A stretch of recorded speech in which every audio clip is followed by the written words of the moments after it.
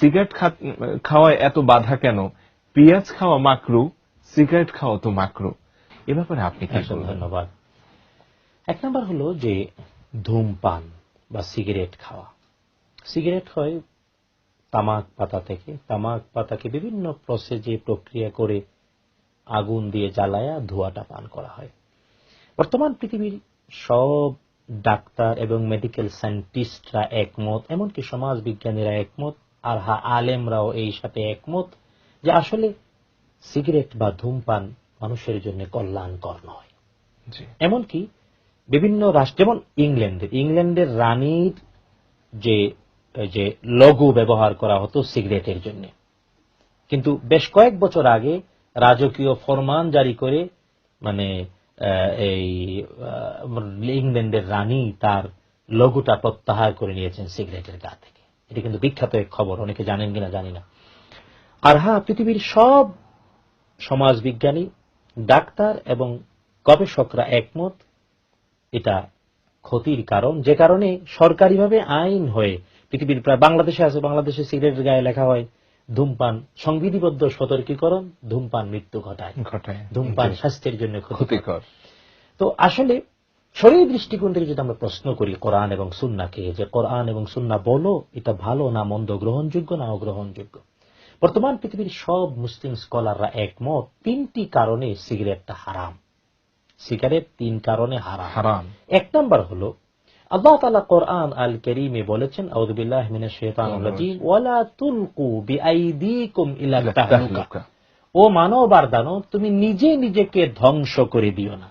নিজে নিজ হাতে নিজেকে ধ্বংস করা অর্থাৎ আত্মহত্যা করা অথবা নিজের দেহের ক্ষতি করা, নিজের শরীরের কোন অংশের ক্ষতি করার অধিকার মানুষের নাই, দানবের নাই।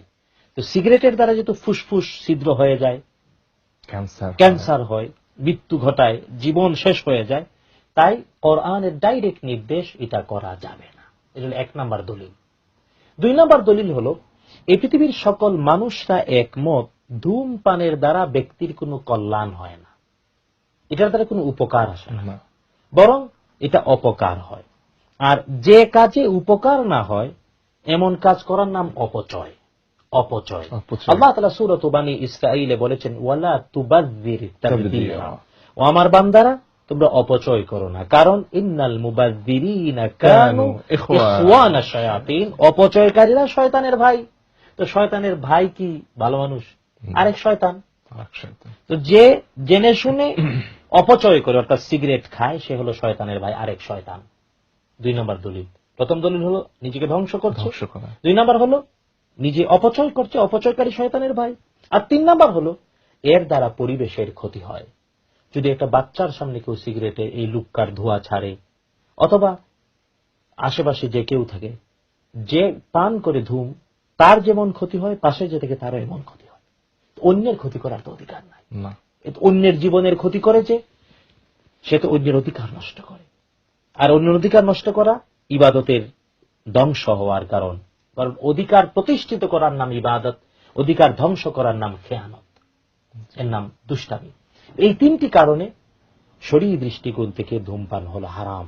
শুধু তাই না, আমি যদি ইজি হয়ে বলি, সবাইকে বিনয়ের সাথে বলতে চাই, এই সিগারেট বানায় যে তামাক পাতা দিয়ে, আমি দেখেছি মানে সকল কৃষকরাই যত সবজি যত ফসল ফলায় বেড়া দেয়, কিন্তু ওই তামাক পাতার কোনো বেড়া লাগে না, কারণ ছাগলেও খায়।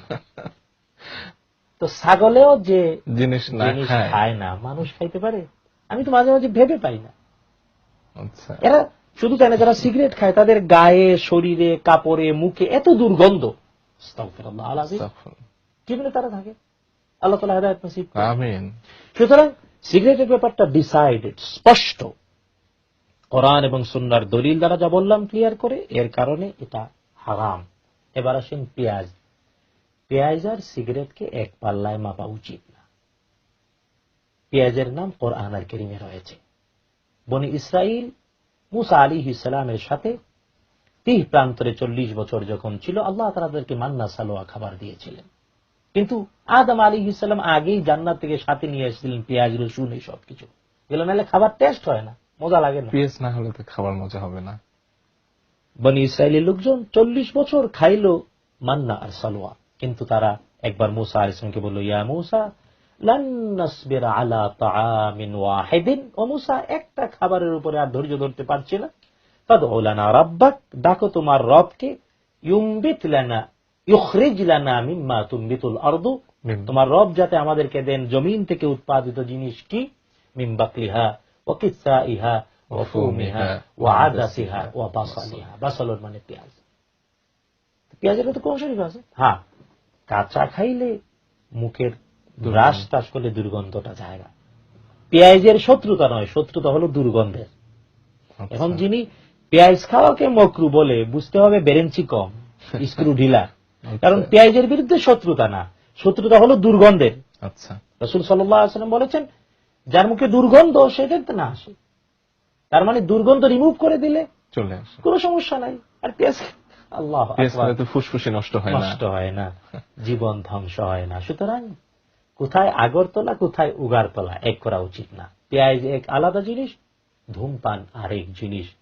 সুতরাং আল্লাহ তাআলা আমাদেরকে ধূমপান থেকে বিরত থাকার তৌফিক দেন, আমিন। আর পেঁয়াজ প্রসেস করে খাবো, কাঁচাও যদি কেউ খেতে চায় খাবে, কিন্তু দুর্গন্ধটা দূর করে দেবে যে প্রক্রিয়ায় সম্ভব, ব্রাশ করে, মিসওয়াক করে, অথবা যেভাবে সম্ভব, তাইলে কোনো অপরাধ নাই। আল্লাহ তাআলা বুঝার তৌফিক দেন, আমিন।